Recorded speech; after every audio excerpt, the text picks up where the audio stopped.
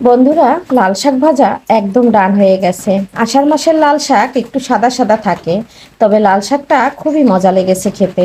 আর এটা কিন্তু খেয়ে রিভিউ দিচ্ছি, যেরকম দেখতে লোভনীয় হয়েছে খেতে কিন্তু দারুণ হয়েছে।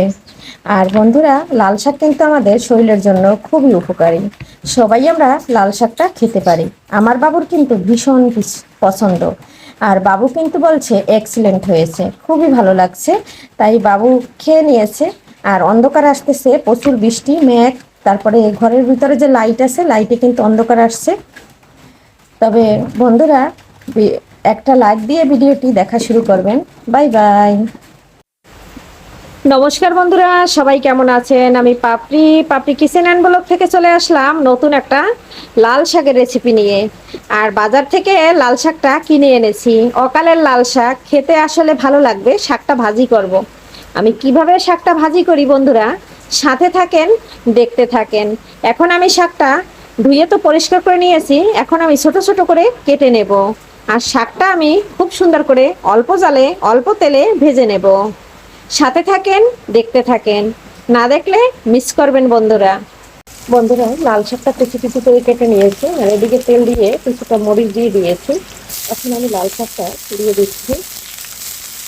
আর লাল শাকও কিন্তু একটু ভাপ দিয়ে তারপরে কিন্তু আমি বাগারটা দিয়ে দেবো, রসুন আর পেঁয়াজ দিয়ে। তবে লাল শাকটা প্রথমে দিয়ে এখন আমি এখানে একটু লবণ দিয়ে দিচ্ছি। বন্ধুরা, শাকটা কিন্তু একদম কমে গেছে। এখন একটু নেড়ে চেড়ে দিচ্ছি। আর শাক থেকে কিন্তু একটু জলও বের হয় না, কারণ আমি কেটে অনেকটা সময় জলটা ঝরা দিয়ে রেখে দিয়েছিলাম। আর এখন আমি একটু নেড়ে চেড়ে নামিয়ে নেব। নামিয়ে তারপরে কিন্তু আমি শাকটাকে বাগার দিয়ে দেব।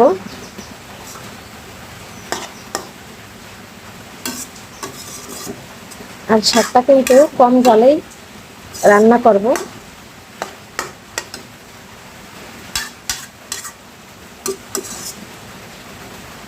বন্ধুরা, এখন আমি শাকটা নামিয়ে নিচ্ছি। বেশি জাল দিলে কালারটা নষ্ট হয়ে যাবে। বন্ধুরা, লাল শাকে ফোড়ন দেওয়ার জন্য তেল দিয়ে দিয়েছি। আর দিয়ে দিচ্ছি পেঁয়াজ, আর দিয়ে দিচ্ছি রসুন। পেঁয়াজটা খুব সুন্দর করে একটু ভেজে নেব।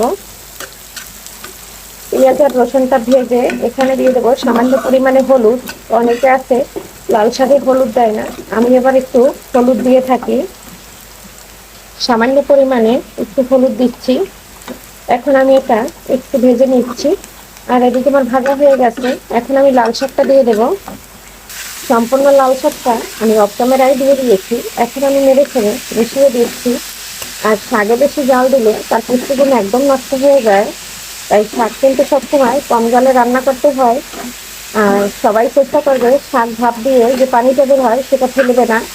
শাকটা রান্নার অনেক সময় আগে ধুয়ে রেখে দিবে, যাতে শাকের থেকে কোনো প্রকারে জল না থাকে। তারপরে রান্না করতে চলে আসবে, তাহলে কিন্তু একটু জল বেরোবে না। যেমন আমি ধুয়ে অনেক সময় লাল শাকটা রেখে দিয়েছি, তারপরে কুচি করে কেটে নিয়েছি, তারপরে কিন্তু আমি ভাজি করছি, একটু জলও বের হয় নাই। এখন আমি খুব সুন্দর করে নেড়ে চেড়ে একদম ভেজে নেব। আর বাচ্চাদের কিন্তু লাল শাক খুবই পছন্দ, যেহেতু লাল হয়। আমার ছেলের ভীষণ প্রিয় লাল শাক, ছোট থেকে একদম এখনো। আর এখন আমি খুব সুন্দর করে নেড়ে চেড়ে একদম মিশিয়ে দিচ্ছি। ফাইনালি কিন্তু বন্ধুরা, লাল শাকটা আমার ভাজা হয়ে গেছে। আর এখন কিন্তু লাল শাকে একদম টকটকে কালার আসে না, তার কারণ এখন কিন্তু আষাঢ় মাসের দিন। আর এই সিজনে লাল শাকটা অত সুন্দর কালার আসে না। তবে আমার ছেলে পছন্দ করে, এর জন্য আমি শীতের দিনে লাল শাকটা যত মজা লাগে এবং খুব সুন্দর কালার আসে, অতটা কিন্তু ভালো লাগে না গরমের সিজনে। তবে শরীরের জন্য আমাদের শাক খুবই উপকারী। লাল শাকও খুব উপকারী একটা শাক, এর জন্য কিন্তু আমরা খেয়ে থাকি। শাকটা সম্পূর্ণ ভাজা হয়ে গেছে, এখন আমি তুলে নেব। তবে বন্ধুরা, এখান থেকে আজকে বিদায় নিচ্ছি। আর পরবর্তীতে দেখা হবে আবারও কোনো শাকের রেসিপি নিয়ে বা অন্য কোনো রেসিপি নিয়ে। এ পর্যন্ত সবাই ভালো থাকবে, সুস্থ থাকবে। আর সবাইকে জানাচ্ছি আগামী ভিডিও দেখার আমন্ত্রণ। আর এখান থেকে একদম বাই বাই।